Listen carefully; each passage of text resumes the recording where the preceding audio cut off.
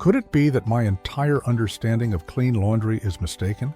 While many of us pour significant sums into sophisticated detergents and power-hungry appliances, Amish families attain immaculate garments utilizing plants from their gardens, reused water, and even winter frost.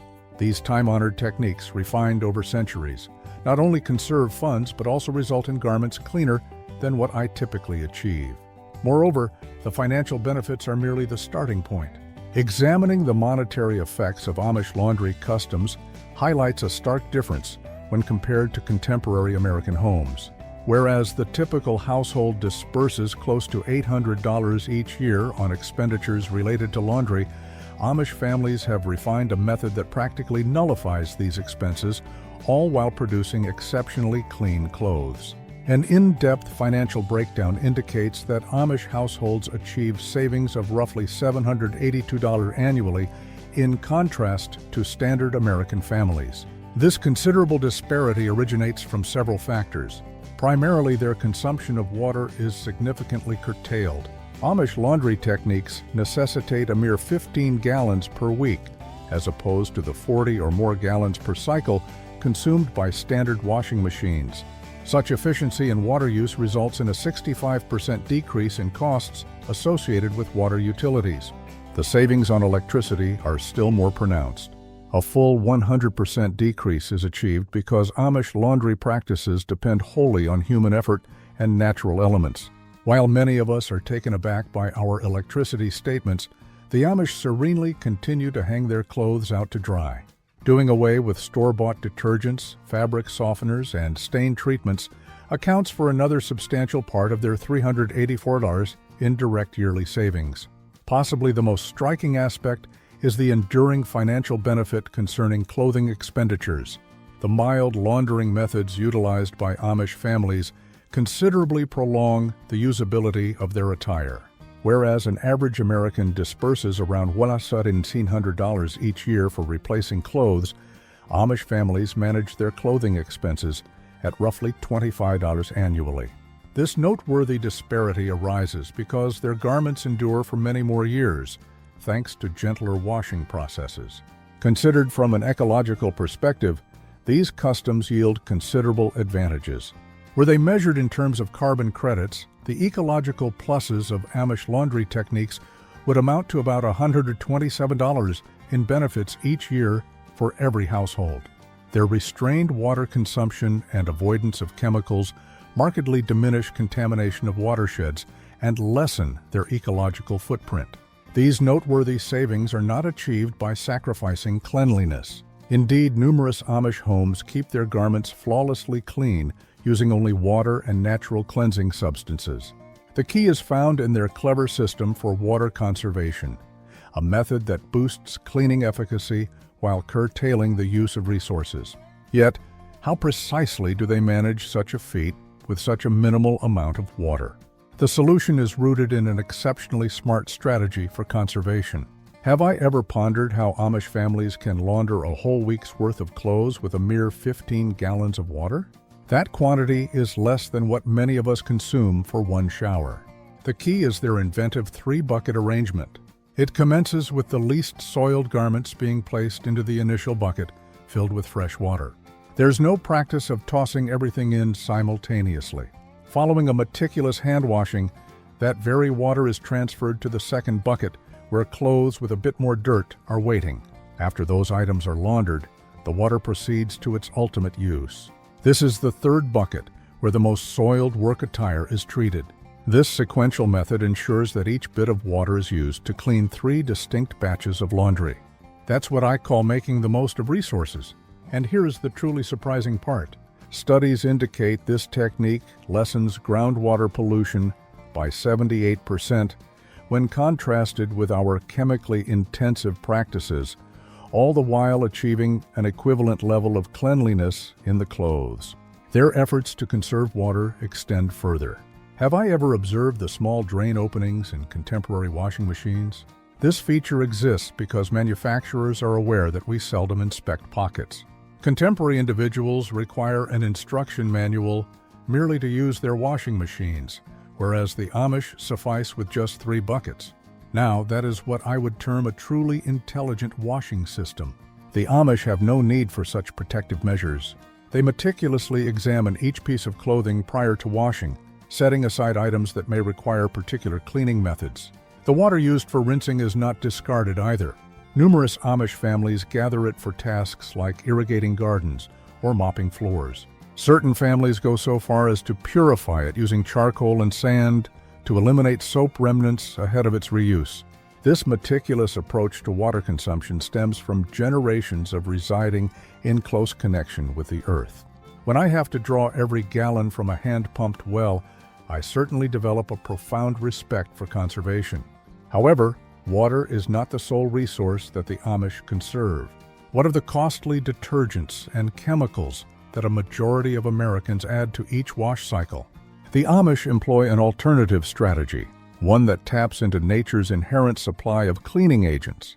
Their cleansing efficacy is derived from botanicals and age-old techniques proven effective over hundreds of years.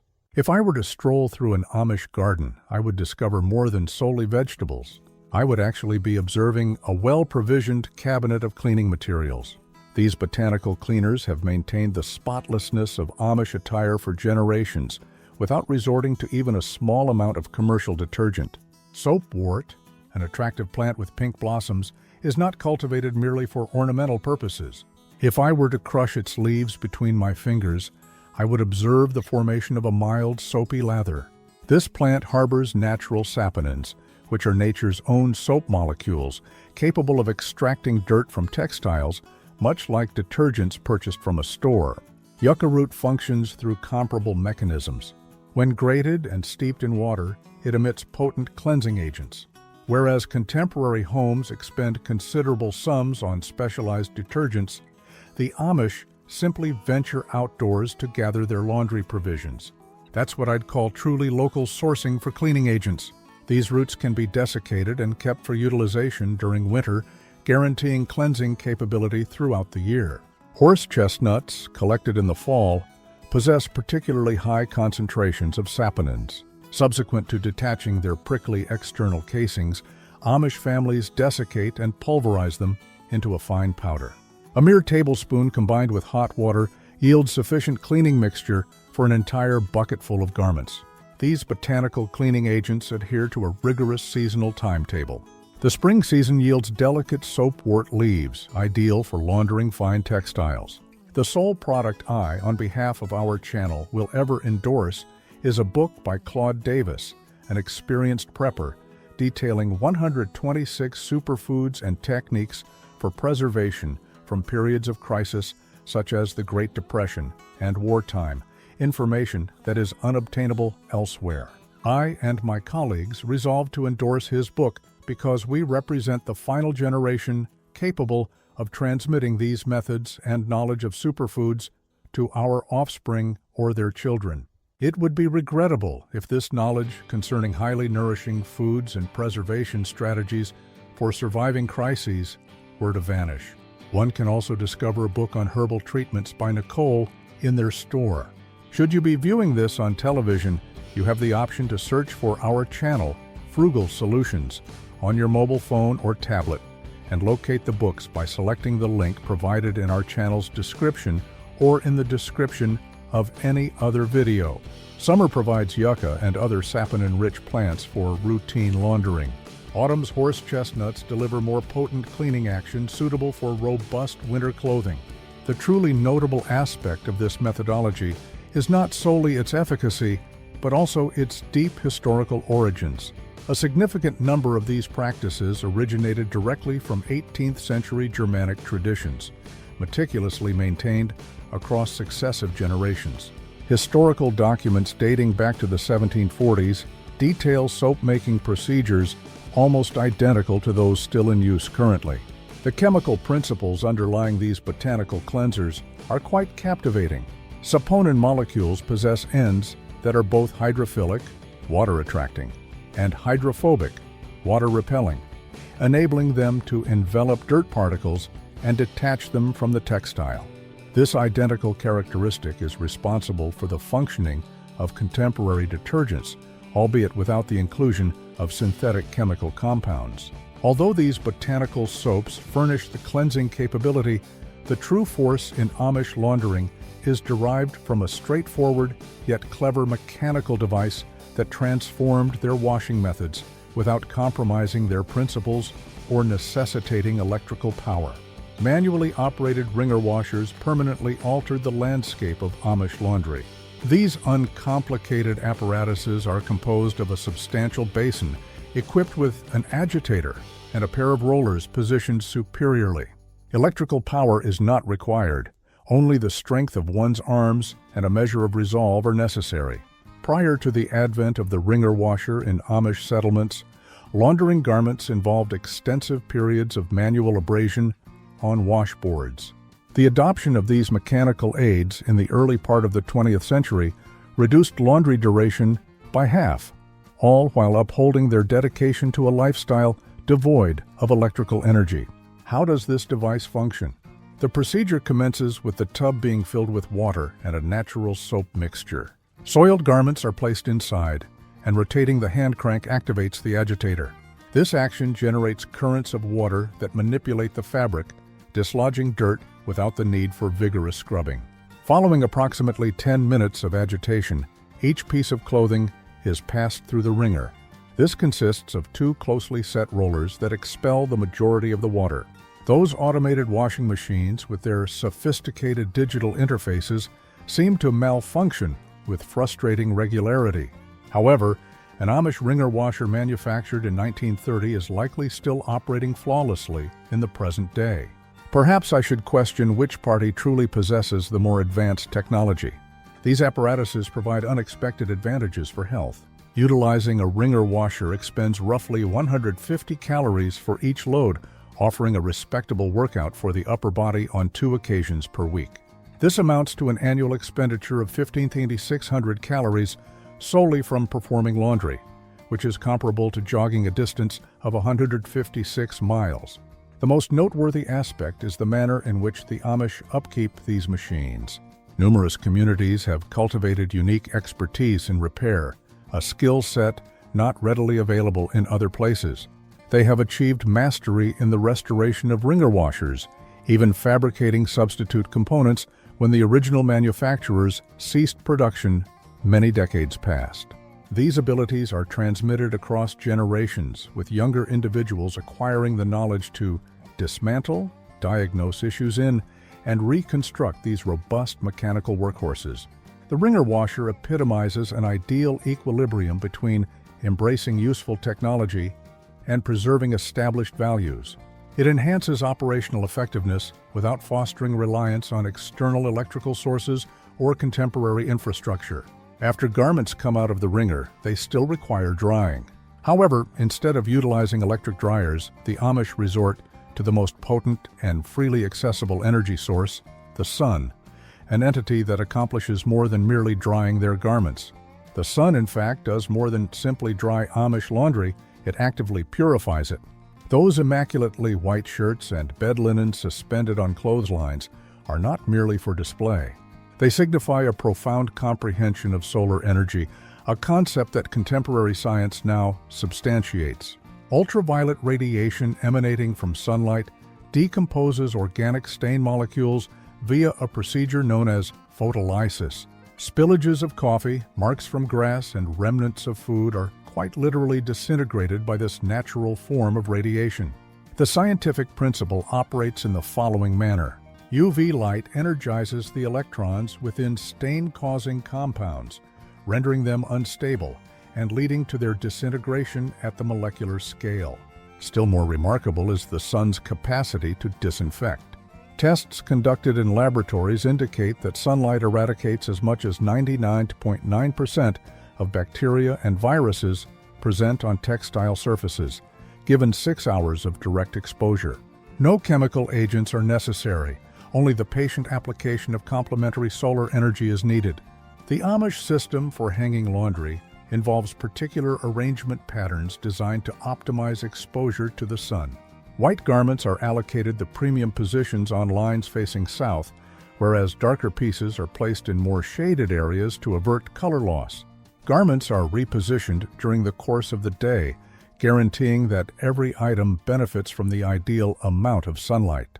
Perhaps the most fascinating solar cleaning method is grass bleaching, a custom that traces its origins to the 19th century. When damp white linen is laid out directly upon grass, it undergoes a chemical transformation.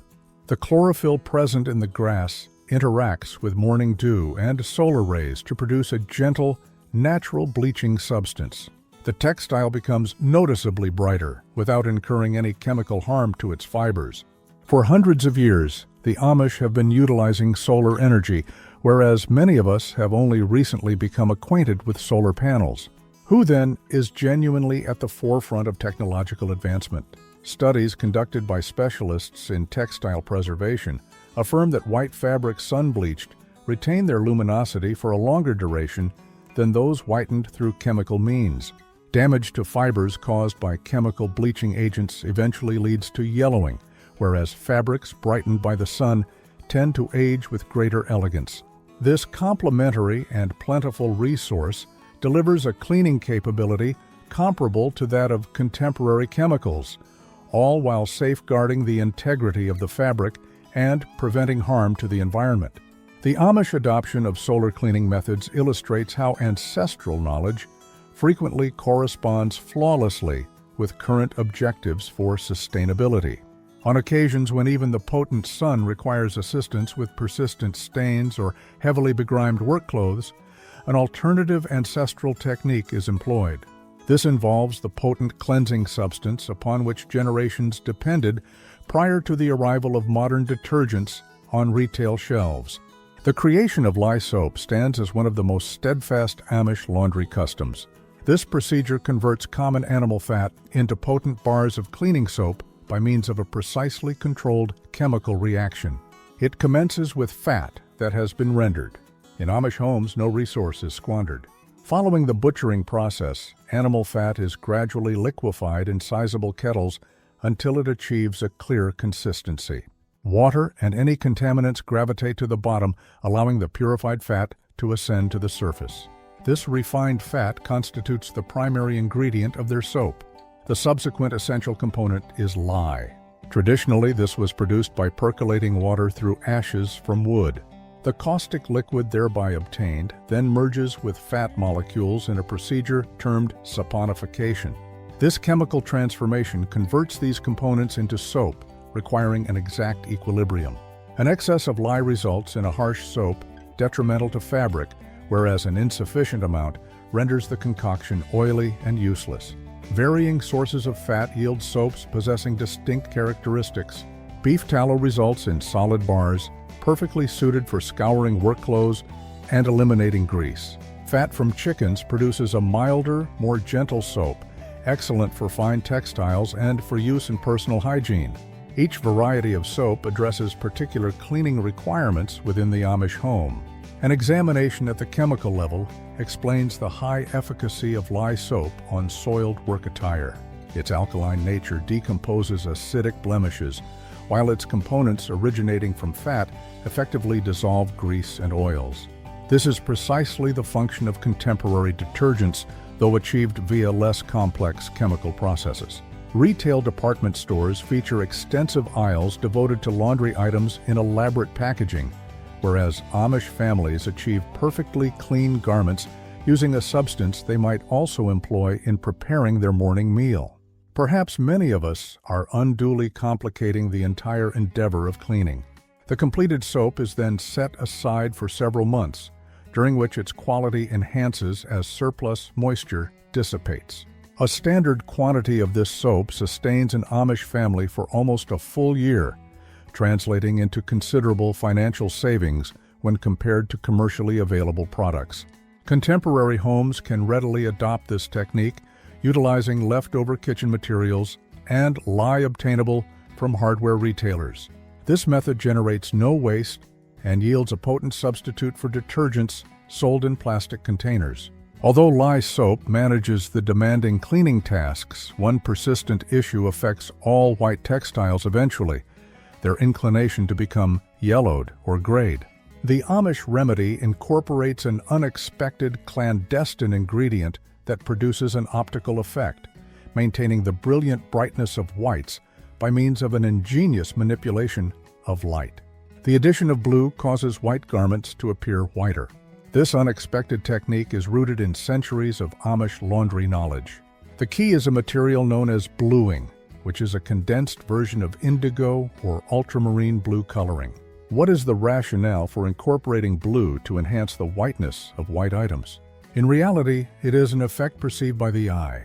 Textiles that are white, inherently yellow, with the passage of time due to body oils, influences from the environment, and numerous launderings. The introduction of minuscule quantities of blue offsets this tendency to yellow.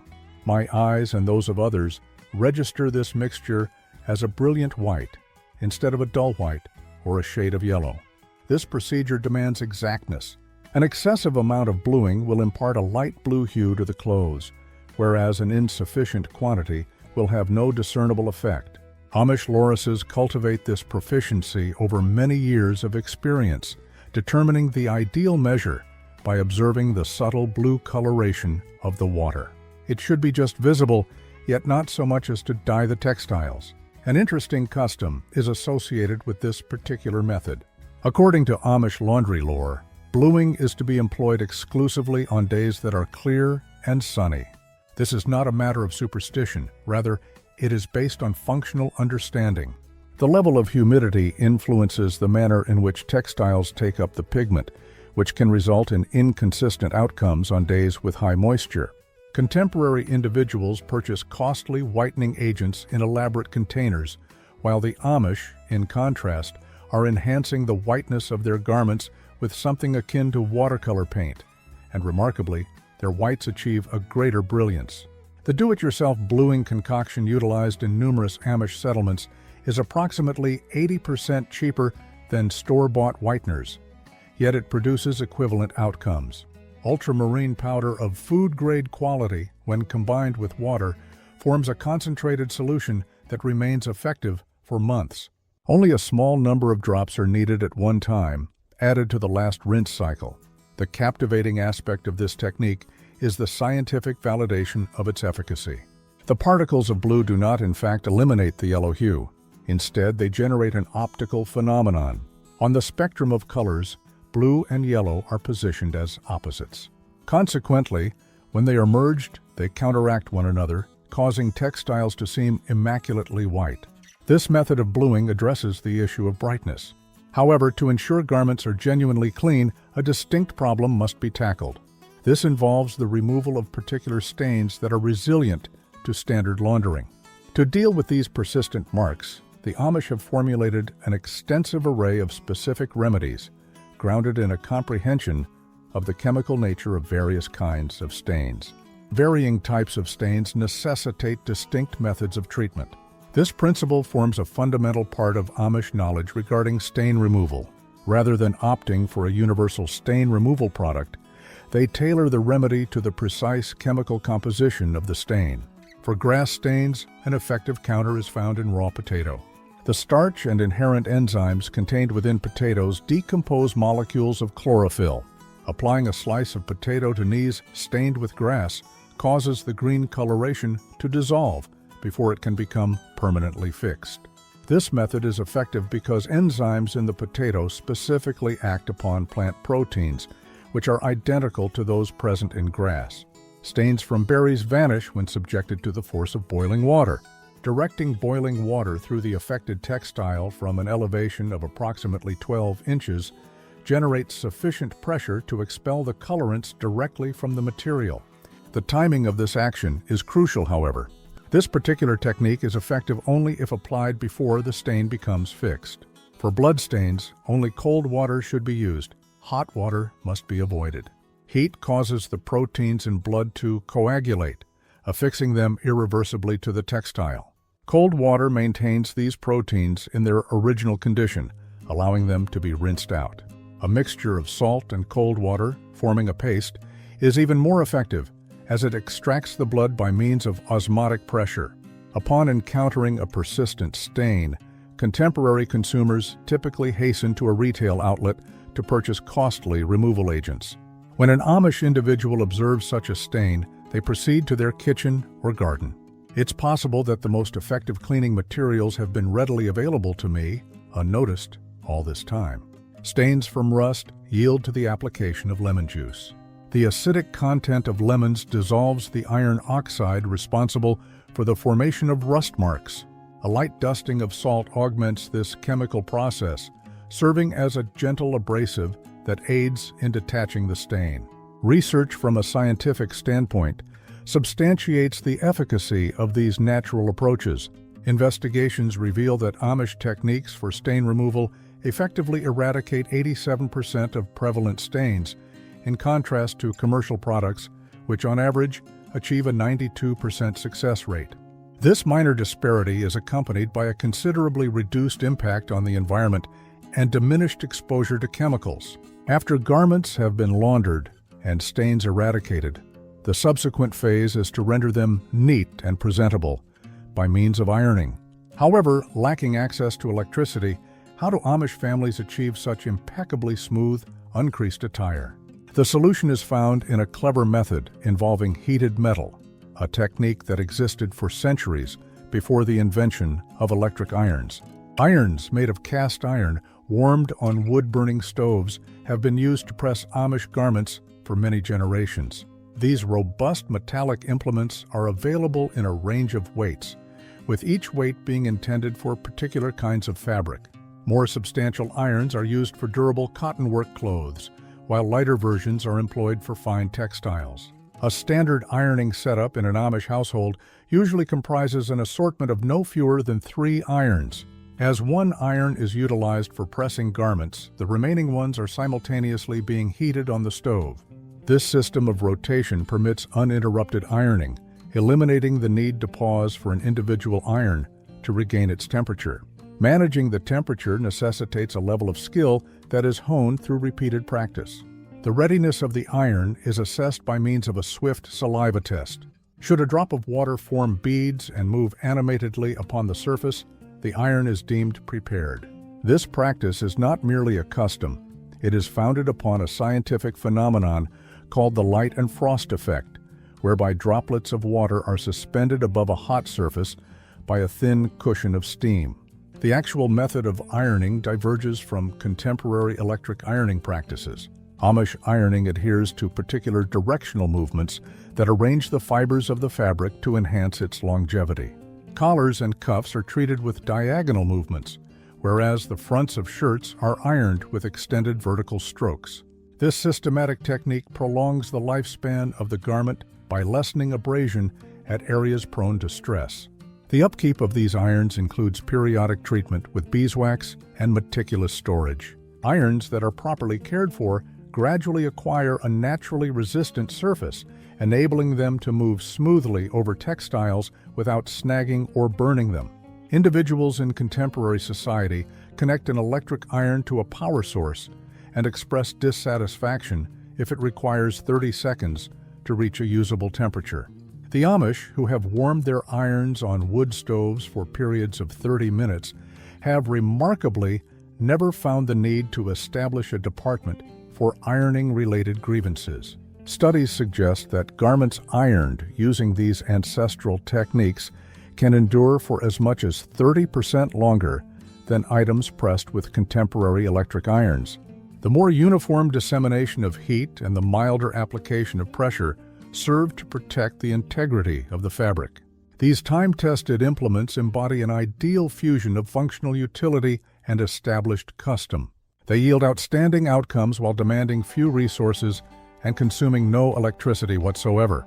The winter season introduces distinct difficulties and, conversely, unexpected advantages to the laundry routines of the Amish.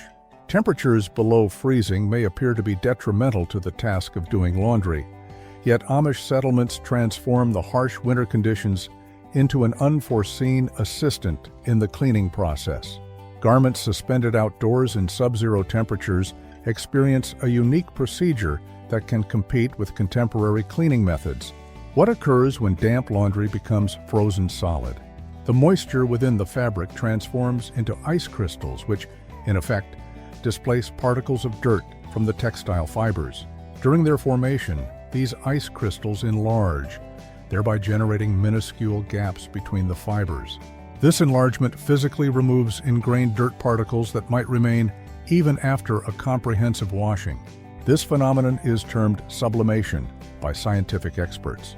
When ice transitions directly to a gaseous state, bypassing the liquid phase, the dirt dislodged by the vaporizing ice is loosened and can be readily brushed off after the garment has thawed. Laundry routines during the winter are planned with close attention to meteorological predictions. The optimal temperature band for this freeze-drying effect is between 15 and 25 degrees Fahrenheit, a range sufficiently cold for thorough freezing, but not so intensely frigid as to cause the clothes to become entirely stiff and risk damage to the fibers. The Amish devised a method to cleanse garments using the winter atmosphere, whereas many of us find it challenging even to set the programs on our washing machines. Perhaps I, and others like me, ought to be learning from their example rather than merely purchasing extended warranties for our appliances. Studies performed on laundering in cold conditions unveil an additional, unexpected advantage. Garments dried in freezing temperatures experience molecular alterations that eradicate odor-producing bacteria with greater efficacy than any alternative technique. These microorganisms are unable to endure the cycle of freezing and thawing, which results in the garments being exceptionally fresh. The standard Amish laundry timetable in winter varies from that of the warmer months. Given that the freeze-drying process can require as long as 2 days for thorough drying, families meticulously arrange their washing days in accordance with weather predictions. They usually undertake laundry at the beginning of a period of cold weather to ensure the longest possible drying duration. This organic technique may appear rudimentary, yet laboratory analyses affirm that clothes subjected to freeze-drying in winter harbor considerably fewer microbes than those dried using standard mechanical dryers. Lacking the temperate, damp conditions conducive to bacterial proliferation, the garments achieve a state of genuine sterility. The Amish methodology for laundry illustrates how ancestral knowledge, meticulous attention to natural phenomena, and clever modifications can yield exceptionally potent solutions, independent of contemporary technology. The Amish have refined practices that many of us have allowed to fade from memory. Achieving clean laundry, it seems, requires merely the components provided by nature and enduring sagacity. Their techniques conserve financial resources while also producing superior outcomes. It may be that the true efficacy in cleaning was never contained within those costly bottles of detergent to begin with.